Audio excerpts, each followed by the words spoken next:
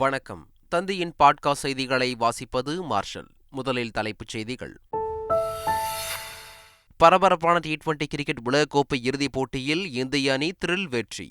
தென்னாப்பிரிக்காவை கடைசி ஓவரில் 7 ரன்கள் வித்தியாசத்தில் வீழ்த்தி சாம்பியன் பட்டத்தை வென்றது. டி20 கிரிக்கெட் உலகக்கோப்பையை வென்ற இந்திய அணிக்கு பிரதமர் மோடி, ராகுல் காந்தி, முதலமைச்சர் ஸ்டாலின் வாழ்த்து. இந்திய அணியின் வெற்றியை நாடு முழுவதும் பட்டாசு வெடித்தும் நடனமாடியும் ரசிகர்கள் கொண்டாட்டம். சர்வதேச டி20 கிரிக்கெட் போட்டிகளில் நட்சத்திர வீரர் விராட் கோலி ஓய்வு. இந்திய அணி கேப்டன் ரோஹித் சர்மாவும் ஓய்வு பெறுவதாக அறிவித்ததால் ரசிகர்கள் அதிர்ச்சி. தமிழக சட்டப்பேரவையில் நிறைவேறியது மதுவிலக்கு சட்டத்திருத்த மசோதா. விஷச்சாராய விவகாரத்தில் அதிமுக திசை திருப்பும் நாடகத்தை அரங்கேற்றி வருவதாக முதலமைச்சர் ஸ்டாலின் குற்றச்சாட்டு. சென்னையில் கழிவுநீர் கலந்த குடிநீர் குடித்து சிறுவன் உயிரிழந்த செய்தி அதிர்ச்சி அளிப்பதாக அதிமுக பொதுச் செயலாளர் எடப்பாடி பழனிசாமி பதிவு. குடிநீரில் எந்தவித கலப்பும் இல்லை என்றும் உடற்கூறாய்வு முடிவு வந்தால்தான் உண்மை தெரியும் என்றும் அமைச்சர் மா. சுப்பிரமணியன் விளக்கம். புவனகிரி அருகே வீடு புகுந்து திருட முயன்ற கொள்ளையர்களை சுற்றி வளைத்து போலீசில் ஒப்படைப்பு. கண்காணிப்பு கேமரா மூலம் மும்பையில் இருந்தபடி உறவினர்களுக்கு தகவல் அளித்த வீட்டின் உரிமையாளர். கடலூரில் அதிமுக முன்னாள் கவுன்சிலர் ஓட விரட்டி வெட்டி கொலை. இருசக்கர வாகனத்தில் வந்த 3 மர்ம நபர்களுக்கு போலீசார் வலைவீச்சு. டெல்லியில் பெய்து வரும் கனமழை காரணமாக சென்னையில் இருந்து செல்லும் 4 விமானங்கள் சேவை ரத்து. 9 விமானங்கள் தாமதமாக இயக்கப்படுவதாக அறிவிப்பு. அவதிக்குள்ளானதாக பயணிகள் புகார். இனி விரிவான செய்திகள். பரபரப்பான டி20 கிரிக்கெட் உலகக்கோப்பை இறுதிப் போட்டியில் தென்னாப்பிரிக்காவை வீழ்த்தி இந்திய அணி சாம்பியன் பட்டத்தை வென்றது. பார்படாஸில் நடைபெற்ற இறுதிப் போட்டியில் டாஸ் வென்ற இந்திய அணியின் கேப்டன் ரோஹித் சர்மா பேட்டிங்கை தேர்வு செய்தார். தொடர்ந்து ஆடிய இந்திய அணி விக்கெட்டுகளை இழந்து தடுமாறிய நிலையில் 4வது விக்கெட்டிற்கு ஜோடி சேர்ந்த கோலியும் அக்சர் பட்டேலும் அணியை சரிவில் இருந்து மீட்டனர். சிறப்பாக விளையாடிய அக்சர் பட்டேல் 47 ரன்களில் ரன் அவுட் ஆனார். கோலி 76 ரன்களில் ஆட்டமிழந்தார். இந்திய அணி 20 ஓவர்களில் 7 விக்கெட் இழப்பிற்கு 176 ரன்கள் சேர்த்தது. பின்னர் 177 ரன்கள் எடுத்தால் வெற்றி என்ற இலக்குடன் களமிறங்கிய தென்னாப்பிரிக்க அணியில் அதிரடியாக விளையாடிய ஹென்ரிச் கிளாசன் அரை சதம் விளாசினார். 27 பந்துகளில் 5 சிக்சர்களுடன் 52 ரன்கள் எடுத்திருந்தபோது அவர் ஆட்டமிழந்தார். பரபரப்பான கடைசி ஓவரில் வெற்றிக்கு 16 ரன்கள் தேவைப்பட்ட நிலையில் ஹார்திக் பாண்டியா 2 விக்கெட்டுகளை கைப்பற்ற இந்திய அணி 7 ரன்கள் வித்தியாசத்தில் த்ரில் வெற்றி பெற்றது. இதன் மூலம் இந்திய அணி 20,25,00,000 ரூபாய் பரிசுத் தொகையை பெற்றது. டி20 உலகக்கோப்பை கிரிக்கெட் இறுதிப் போட்டியில் வெற்றி பெற்று கோப்பையை தட்டிச் சென்ற இந்திய கிரிக்கெட் அணிக்கு பிரதமர் மோடி வாழ்த்து தெரிவித்துள்ளார். இந்திய அணியின் வெற்றி வரலாற்று சிறப்புமிக்கது என காணொலி மூலம் பிரதமர் மோடி வாழ்த்து தெரிவித்துள்ளார். இதேபோல் இந்திய கிரிக்கெட் அணிக்கு மக்களவை எதிர்க்கட்சித் தலைவரும் காங்கிரஸ் எம்பியுமான ராகுல் காந்தி வாழ்த்து தெரிவித்துள்ளார். டி20 கிரிக்கெட் உலகக்கோப்பை இறுதிப் போட்டி வெற்றியின் மூலம் இந்தியா பெருமை அடைந்துள்ளதாக அவர் குறிப்பிட்டுள்ளார். இதேபோல் இந்திய கிரிக்கெட் அணிக்கு முதலமைச்சர் ஸ்டாலின் வாழ்த்து தெரிவித்துள்ளார். 2வது முறையாக டி20 உலகக்கோப்பையை வென்று சாதனை படைத்த இந்திய அணிக்கு வாழ்த்துக்கள் என முதலமைச்சர் ஸ்டாலின் எக்ஸ் தளத்தில் பதிவிட்டுள்ளார். டி20 உலகக்கோப்பையை இந்திய அணி கைப்பற்றியதை நாடு முழுவதும் கிரிக்கெட் ரசிகர்கள் கொண்டாடி மகிழ்ந்தனர். இதனிடையே சர்வதேச டி20 போட்டிகளில் இருந்து ஓய்வு பெறுவதாக இந்திய அணியின் கேப்டன் ரோஹித் சர்மாவும் நட்சத்திர வீரர் விராட் கோலியும் ஒரே நேரத்தில் அறிவித்துள்ளனர். இதனால் கிரிக்கெட் ரசிகர்கள் ஏமாற்றம் அடைந்துள்ளனர். சட்டப்பேரவையில் மதுவிலக்கு சட்டத்திருத்த மசோதா மீதான விவாதத்தில் பேசிய பாமக உறுப்பினர் ஜி. மணி, கள்ளச்சாராயத்தை முற்றிலும் ஒழித்து தமிழகத்தில் பூரண மதுவிலக்கை அமல்படுத்த வலியுறுத்தினார். இதற்கு பதிலளித்த அமைச்சர் துரைமுருகன், கர்நாடகா, கேரளா, ஆந்திரா, புதுச்சேரி என சுற்றியிருக்கும் மாநிலங்களில் மது விற்கும் போது தமிழ்நாடு மட்டும் எப்படி பற்றி கொள்ளாத கற்பூரமாக பாதுகாக்கப்பட முடியும் என கேள்வி எழுப்பினார். தெருவுக்கு தெரு காவல் நிலையம் திறந்து கண்காணிக்க முடியாது என துரைமுருகன் பேசினார். குறுக்கிட்டு விளக்க உரை அளித்த மதுவிலக்குத்துறை அமைச்சர் முத்துசாமி, பூரண மதுவிலக்குதான் முதல்வரின் விருப்பமாக இருந்தாலும் உடனடியாக செயல்படுத்துவது சாத்தியமில்லை என கூறினார். பூரண மதுவிலக்கு குறித்து சரியான நேரத்தில் சரியான முடிவை முதலமைச்சர் எடுப்பார் என அமைச்சர் முத்துசாமி தெரிவித்தார். விஷச்சாராய விவகாரத்தில் அதிமுக திசை திருப்பும் நாடகம் மேற்கொண்டு வருவதாக முதலமைச்சர் ஸ்டாலின் குற்றம் சாட்டியுள்ளார். இந்த தேர்தல் தோல்வியை மறைக்க அவர்கள் போட்ட சதித்திட்டம்தான் நடவடிக்கை எடுக்கப்பட்ட கள்ளக்குறிச்சி விவகாரத்தை தொடர்ந்து கிளப்பியது. சம்பந்தப்பட்ட அதிகாரிகள் மீது பணியிடை நீக்கம் உள்ளிட்ட நடவடிக்கைகள் எடுக்கப்பட்டுள்ளன. இப்படிப்பட்ட நடவடிக்கைகளை 24 மணி நேரத்தில் எடுத்துள்ளோம். இதன் பிறகும் நடவடிக்கை சரியில்லை என்று சொல்வது அவர்கள் நடத்தும் திசை திருப்பல் நாடகம்.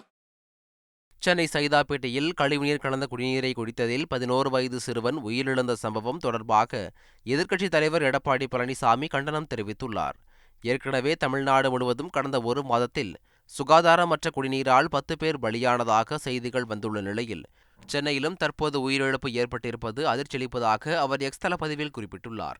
சென்னை மாநகராட்சியில் குடிநீர் விநியோகம் சுகாதாரமற்று இருப்பதாக தொடர்ந்து பொதுமக்கள் குற்றச்சாட்டுகளை முன்வைத்தும் எந்த நடவடிக்கையும் எடுக்காமல் உயிரிழப்பு ஏற்படும் அளவிற்கு அலட்சிய போக்குடன் திமுக அரசு செயல்பட்டிருப்பதாகவும் எடப்பாடி பழனிசாமி விமர்சித்துள்ளார்.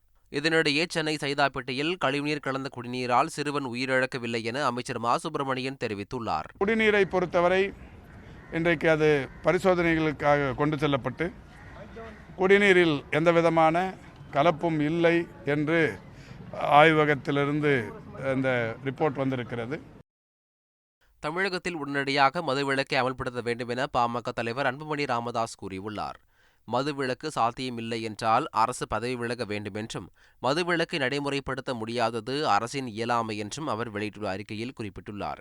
இதனிடையே ஏற்கனவே நடைமுறையில் உள்ள மதுவிலக்கு சட்டத்தை திருத்தி தமிழக சட்டப்பேரவையில் தாக்கல் செய்திருப்பது பயனற்றது என சசிகலா தெரிவித்துள்ளார்.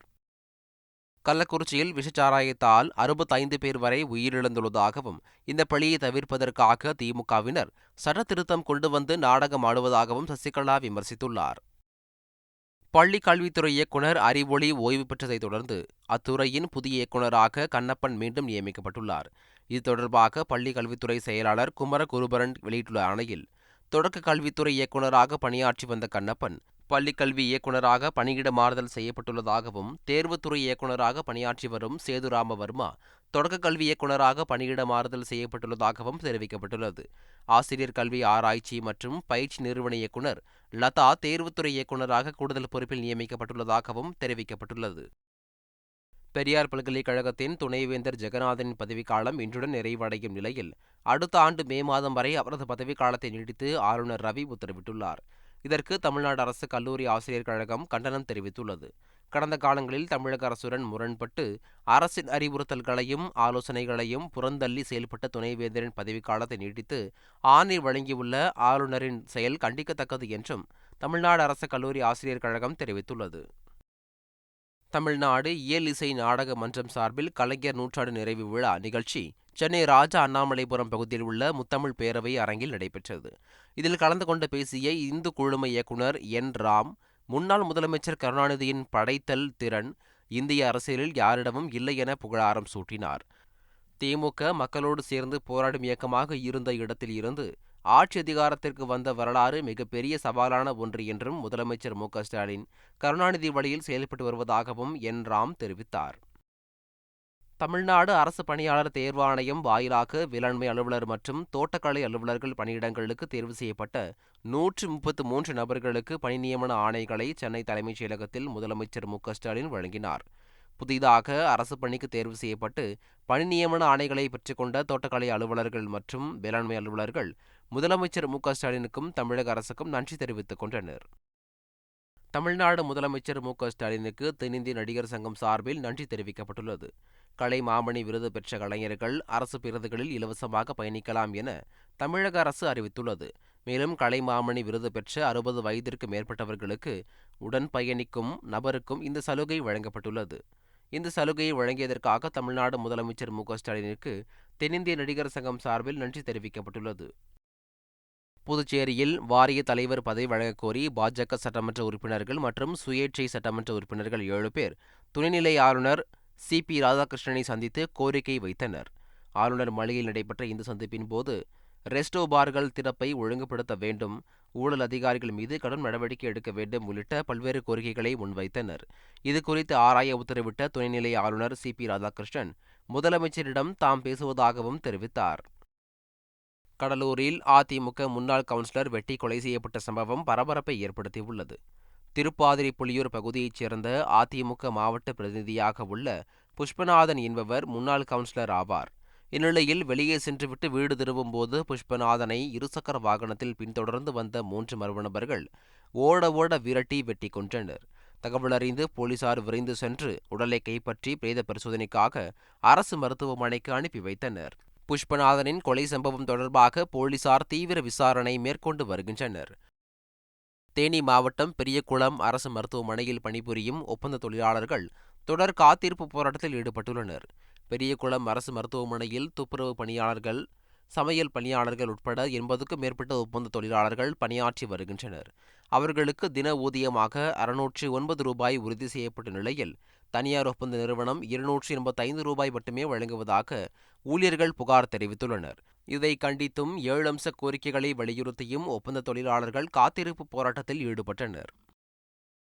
நீலகிரி மாவட்டம் உதகை அருகே கரடி நடமாட்டத்தால் பொதுமக்கள் அச்சமடைந்துள்ளனர். கக்குச்சி அஜீர் கிராம குடியிருப்பு பகுதிக்குள் கரடி நுழைந்த பொழுது அப்பகுதி மக்கள் கரடியை விரட்டி அடிக்க முயன்றனர். உஷாரான கரடி மரத்தின் மீது ஏறிக்கொண்டது. வெகு நேரத்திற்கு பின் மரத்தில் இருந்து இறங்கிய கரடி ஓடி மறைந்தது. இந்நிலையில் குடியிருப்பு பகுதிக்குள் நடமாடும் அந்த கரடியை பிடித்து அடர்ந்த வனப்பகுதிக்குள் கொண்டு விடும்படி பொதுமக்கள் கோரிக்கை விடுத்துள்ளனர். சென்னை அண்ணா நகர் பகுதியில் மீண்டும் ஹாப்பி ஸ்ட்ரீட் நிகழ்ச்சி நடைபெற உள்ளதால் இன்று முதல் 1 மாத காலத்திற்கு ஞாயிற்றுக்கிழமைகள் தோறும் போக்குவரத்து மாற்றம் செய்யப்பட்டுள்ளது. சென்னை அண்ணா நகர் போக்குவரத்து காவல் நிலைய எல்லைக்குட்பட்ட 2வது நிழற்சாலையில் ப்ளூ ஸ்டார் சந்திப்பு முதல் 2வது நிழற்சாலை 3வது பிரதான சாலை சந்திப்பு வரை காலை 6 மணி முதல் 9 மணி வரை போக்குவரத்து முற்றிலுமாக தடை செய்யப்பட்டுள்ளதாக தெரிவிக்கப்பட்டுள்ளது. பழனியில் கிபி 18ஆம் நூற்றாண்டு செப்பு பட்டயம் கண்டுபிடிக்கப்பட்டுள்ளது. இந்த செப்பு பட்டயத்தை பாலசமுத்திரம் கட்டைய கவுண்டர் என்பவருக்கு பாளையப்பட்டு ஜமீன்தார் வேலாயுத சின்னோப நாயக்கர் வழங்கியுள்ளதாக தொல்லியல் ஆய்வாளர் நாராயணமூர்த்தி தெரிவித்துள்ளார். தற்போது இந்த செப்பு பட்டயம் பழனி அடிவாரம் பகுதியைச் சேர்ந்த மீனா என்பவரிடம் உள்ளது. கடலூர் மாவட்டம் புவனகிரி அருகே வீட்டிற்குள் புகுந்து திருட முயன்ற கொள்ளையர்கள் பிடிபட்டனர். கீழமணக்குடி கிராமத்தில் உள்ள சாமிநாதன் என்பவரது வீட்டிற்குள் சில கொள்ளையர்கள் நுழைந்து திருட முயன்றனர். இதனை கண்காணிப்பு கேமரா மூலம் மும்பையில் இருந்தபடி கண்டறிந்த சாமிநாதன் தனது உறவினர்களுக்கு உடனடியாக தகவல் அளித்துள்ளார். இதையடுத்து அப்பகுதியிலேயே பதுங்கியிருந்த கொள்ளையர்கள் பேருந்திற்காக வந்தபோது அவர்களை அடையாளம் கண்ட அக்கம்பக்கத்தினர் சுற்றி வளைத்து பிடித்து போலீசாரிடம் ஒப்படைத்தனர். விசாரணையில் அவர்கள் பல இடங்களில் கொள்ளை சம்பவங்களில் ஈடுபட்டது தெரியவந்தது. ஆன்லைன் வாயிலாக 5 கோடி ரூபாய் மோசடி செய்யப்பட்ட விவகாரத்தில் சென்னை இளைஞரை தெலுங்கானா போலீசார் கைது செய்துள்ளனர். தெலுங்கானா மாநிலம் சைபராபாத் பகுதியில் பொதுமக்களிடம் ஆன்லைன் மூலம் மோசடி செய்ததாக புகார் தெரிவிக்கப்பட்டது. மோசடி செய்த 5 கோடி ரூபாய் சென்னையைச் சேர்ந்த இளைஞர் வங்கி கணக்கிற்கு வந்தது விசாரணையில் தெரியவந்தது. இதையடுத்து தெலுங்கானா சைபர் கிரைம் போலீசார் சென்னை சாலிகிராமத்தைச் சேர்ந்த இன்டீரியர் டிசைனர் தினேஷை விசாரித்தனர். அவரது வங்கி கணக்கிற்கு 5 கோடி ரூபாய் வந்ததுடன் அடிக்கடி பணம் மாற்றப்பட்டிருப்பது தெரியவர மோசடி கும்பலுக்கு தனது வங்கி கணக்கை பயன்படுத்த தினேஷ் அனுமதித்தாரா என விசாரணை நடத்தப்பட்டது. அவர் மீது சந்தேகம் வலுத்ததை அடுத்து தினேஷை கைது செய்த தெலுங்கானா போலீசார் நீதிமன்றத்தில் ஆஜர்படுத்தி தெலுங்கானா அழைத்து சென்றனர். முன்னாள் குடியரசு துணைத் தலைவர் வெங்கையா நாயுடுவின் 75வது பிறந்த நாளையொட்டி அவரது 3 நூல்களை பிரதமர் நரேந்திர மோடி இன்று வெளியிட உள்ளார். ஹைதராபாத்தில் உள்ள அன்வயா மாநாட்டு மையத்தில் நடைபெறும் விழாவில் காணொலி காட்சி மூலம் பங்கேற்று பிரதமர் மோடி புத்தகங்களை வெளியிட உள்ளதாக தெரிவிக்கப்பட்டுள்ளது. சென்னை டெல்லி இடையே தினமும் இண்டிகோ ஏர்லைன்ஸ் மூலம் 22 விமானங்கள் இயக்கப்படும் நிலையில் டெல்லியில் பெய்து வரும் கனமழை காரணமாக 4 விமான சேவைகள் ரத்து செய்யப்பட்டுள்ளதாக அறிவிக்கப்பட்டுள்ளது.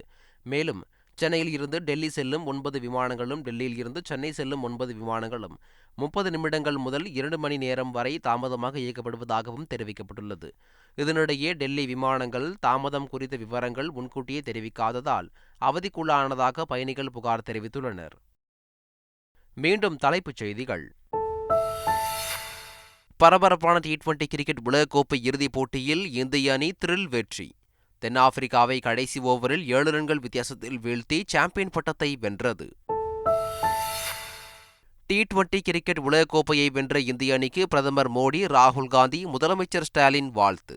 இந்திய அணியின் வெற்றியை நாடு முழுவதும் பட்டாசு வெடித்தும் நடனமாடியும் ரசிகர்கள் கொண்டாட்டம். சர்வதேச T20 கிரிக்கெட் போட்டிகளில் நட்சத்திர வீரர் விராட் கோலி ஓய்வு. இந்திய அணி கேப்டன் ரோஹித் சர்மாவும் ஓய்வு பெறுவதாக அறிவித்ததால் ரசிகர்கள் அதிர்ச்சி. தமிழக சட்டப்பேரவையில் நிறைவேறியது மதுவிலக்கு சட்டத்திருத்த மசோதா. விஷச்சாராய விவகாரத்தில் அதிமுக திசை திருப்பும் நாடகத்தை அரங்கேற்றி வருவதாக முதலமைச்சர் ஸ்டாலின் குற்றச்சாட்டு. சென்னையில் கழிவுநீர் கலந்த குடிநீர் குடித்து சிறுவன் உயிரிழந்த செய்தி அதிர்ச்சி அளிப்பதாக அதிமுக பொதுச் செயலாளர் எடப்பாடி பழனிசாமி பதிவு. குடிநீரில் எந்தவித கலப்பும் இல்லை என்றும் உடற்கூறாய்வு முடிவு வந்தால்தான் உண்மை தெரியும் என்றும் அமைச்சர் மா சுப்பிரமணியன் விளக்கம். புவனகிரி அருகே வீடு புகுந்து திருட முயன்ற கொள்ளையர்களை சுற்றி வளைத்து போலீசில் ஒப்படைப்பு. கண்காணிப்பு கேமரா மூலம் மும்பையில் இருந்தபடி உறவினர்களுக்கு தகவல் அளித்த வீட்டின் உரிமையாளர். கடலூரில் அதிமுக முன்னாள் கவுன்சிலர் ஓட ஓட விரட்டி வெட்டி கொலை. இருசக்கர வாகனத்தில் வந்த 3 மர்ம நபர்களுக்கு போலீசார் வலைவீச்சு. டெல்லியில் பெய்து வரும் கனமழை காரணமாக சென்னையில் இருந்து செல்லும் 4 விமானங்கள் சேவை ரத்து. 9 விமானங்கள் தாமதமாக இயக்கப்படுவதாக அறிவிப்பு. அவதிக்குள்ளானதாக பயணிகள் புகார். இத்துடன் தந்தையின் பாட்காஸ்ட் செய்திகள் நிறைவடைந்தன. வணக்கம்.